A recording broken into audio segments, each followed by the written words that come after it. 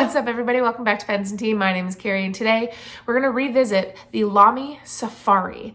I have had a couple different Lamy Safari All-Star versions. I had the the regular blue Lamy Safari. I had the dark lilac Lamy Safari, and I also had the I don't remember what technically it was called, but it was just the regular steel version looking color of the aluminum for the Lamy All-Star. And I sold all of them. Actually, I sold the Lamy Dark Lilac recently, actually last October at Scriptus. And I don't regret it, selling it. I really don't. But I thought I'd pick another one up, much like I did with the Kaweco Sport, because I missed having a couple pens that I could just kind of toss around. I made it my main goal through the end of 2019 to minimize my collection as much as possible. But in doing so, it meant that the majority of the pens that I had were relatively expensive and ones that I, didn't want to necessarily toss in a backpack and just go and not really think about it. So that's why I ended up picking up these two pens again.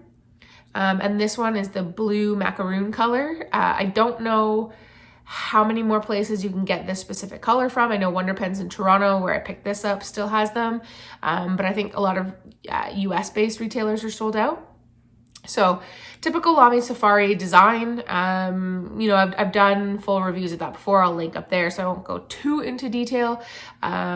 With this one, I got the medium nib, and I got the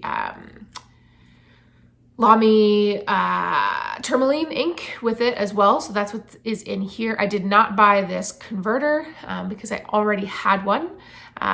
The pen does not come with one naturally. So you do have to keep that in mind if you're going to purchase one. My thoughts mainly about this pen was, like I said, I wanted one that I could kind of kick around.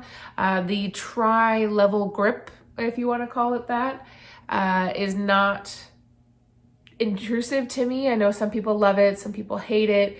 To me, it's just kind of like whatever. It doesn't really matter much. You can post the pen. It's pretty long if you post it, so I don't really do that, but it doesn't make it super back weighted if you do, so that's fine too. I like the fact that you can interchange a lot of the nibs. That's really, really cool. One thing I don't like that is just sort of an OCD thing for me is that the word Lamy here on the body, I like it to line up so that it matches where the nib is up. I'm sorry, I'm a little bit distracted because my cat is causing some disturbances. She's been doing that a lot lately. And when you screw it on, chances are it's not going to end up where I want it. So you have to be really kind of intentional. Most people probably don't care, but I'm a little bit OCD about it. So I have found out that I need the Lamy to be pointing away from me, and then start to screw it in so that it ends up on the top. But unlike a lot of pens that are a little higher in price point, the thought and the care behind making that align perfectly isn't there. It's a cheap pen, so to probably spend that much time, remachining the threads isn't worth it for them. I like the fact that there is the ink window on both sides. That is something that things like this, like the Kaweco Sport, does not have. So you have to open it, you have to unscrew the body, take a look at what is left in your converter or cartridge, and then put it back together. You don't have to with the Lamy, which is really cool, and I like that a lot. The clip actually is really easy to use on this one, which is cool. I don't really use it a lot, but it's there. I mainly wanted this, just like I said, as a throwaway pen, and I'm not concerned about this breaking, or if I lose it, or if something happens. I'm not too worried about it. So that's mainly why I picked it up again. Between the two, if I could only recommend one, I know that we're not really doing this, but if I could only recommend one, I'd actually recommend this one. Mainly because this one's a little bit more pricey, while you do get more of a standard-ish experience with it. I think for the price point and the convenience of the Kaweco over this, I actually prefer the Kaweco. And then I will let you know actually the rest of my thoughts, because we're going to start diving into the nibs now in the writing section. So let's hop into that.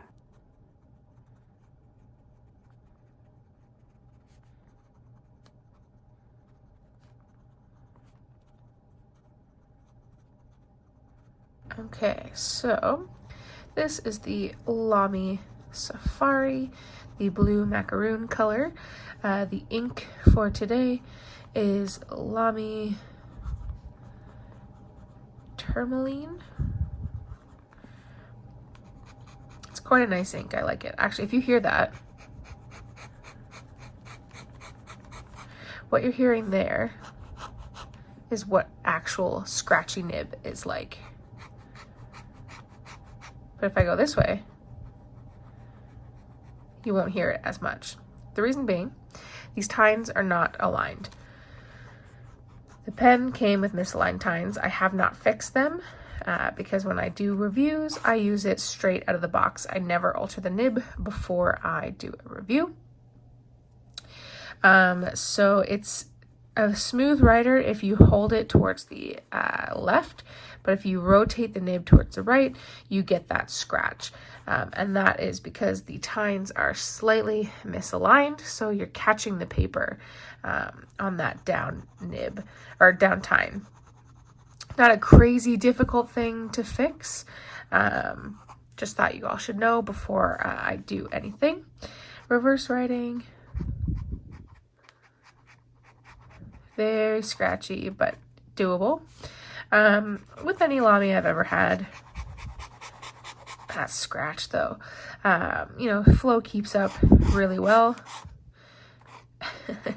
I really hope that you can hear that.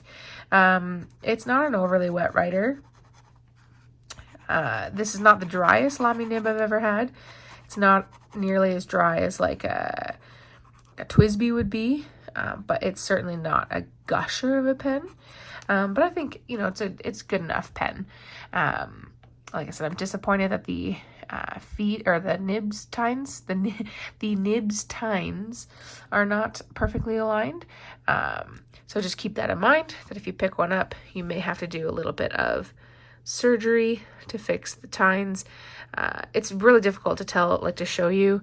I don't even know if a loop would work. It's kind of coming in and out of focus a little bit here. Camera does not want to focus on something that small.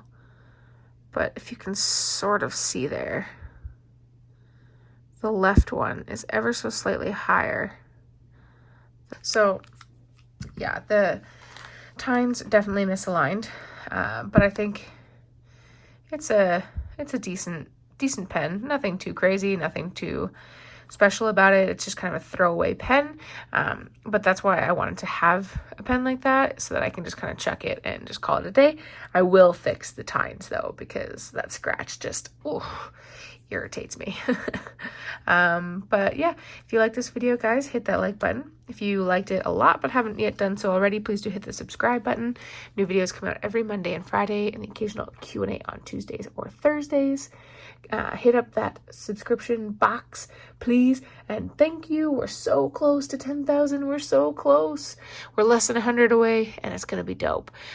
Leave a comment in the comment section down below, letting me know your experience with the Lamy Safari and or All-Star.